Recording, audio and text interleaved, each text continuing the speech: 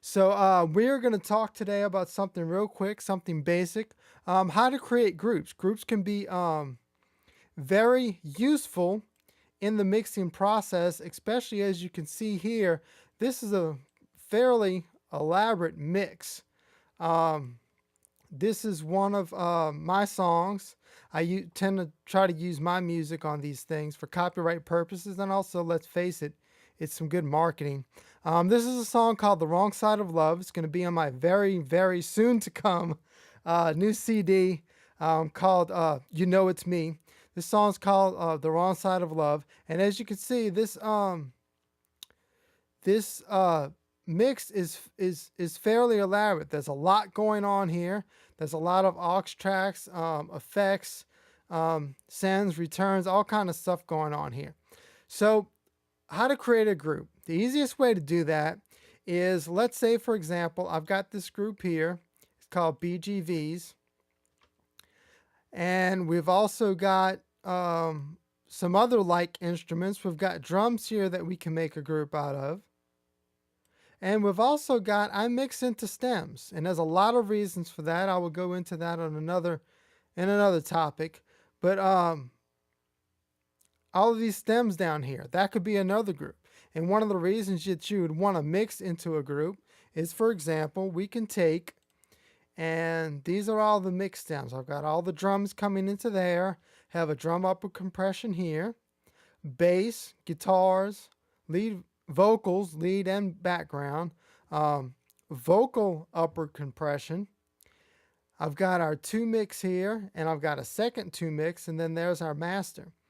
All these are stereo. So what you might want to do, for example, you might want to be able to control all of these at once. You might want to be able to control all of your drums at once. So let's do this. Let's go ahead and good. We've got a room here. So let's go ahead and let's say we want our drums all, in one group. And that way, whatever we do here or whatever we do, if we're doing automation, for example, whatever we do within this automation will automatically be done to this whole group. So what we're going to do, we got the kick, the snare, tom 1, tom 2, the overheads, the one on the side where the hi-hat is, the one on the side where the ride is, and then we've sent that into its own overhead stereo bus. We've got shaker, tambourine, and drum effects. So let's do this. Let's take just the main kit. And what I did here was you highlight this and you hit shift and then you click on the next one and it expands all that, it groups all that together. But that's not your group yet. We've just highlighted everything. And you're going to hit control if you're on a PC or command if you're on a Mac and G. And that brings up your create group window. And so what we're going to do, this is all the things that will be in our group when we create it. So we're going to take and we are going to call that drums and hit OK. So now these groups light up. And if you're on a PC, if you want to turn the group off, you can right click that and just click on that group and it goes off. And now, as you can see, we can do all kinds of stuff here independently, or we can select our group and we can do everything together here in the mix window. And if there's another way to do this, you can also find your groups here if you expand this column, and you can turn your groups on or off. And you can see that comes on and off. Now, with regards to animation, if we go up here to the mix window, you can see that everything that I do here affects that entire group, whether I'm soloing, muting, or what have you. Whatever you do, it's going to affect the whole entire group. And that's the same true if you are automating your pans or you wanted to mute everything, whatever you want to do with that whole group. Now, I purposely left out a couple of these. So let's say you say, ooh, I forgot something, or I want to add something, or I want to take something out. What do? Oh, incidentally, if you're on a TDM system, your your groups are going to be up here at the top instead of down here. This is an LE system.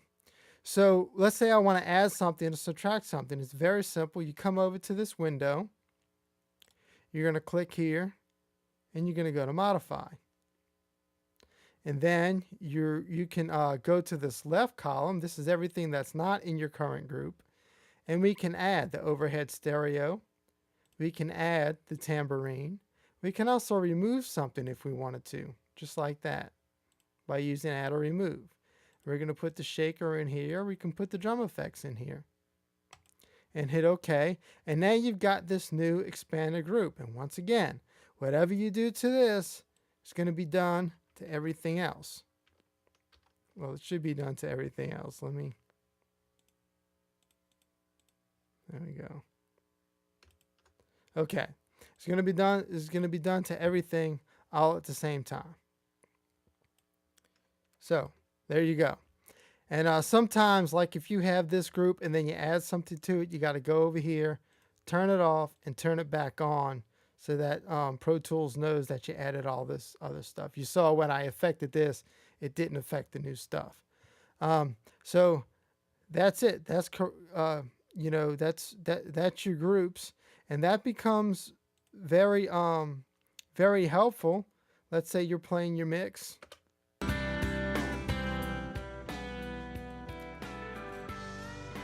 And you want to turn down the drums.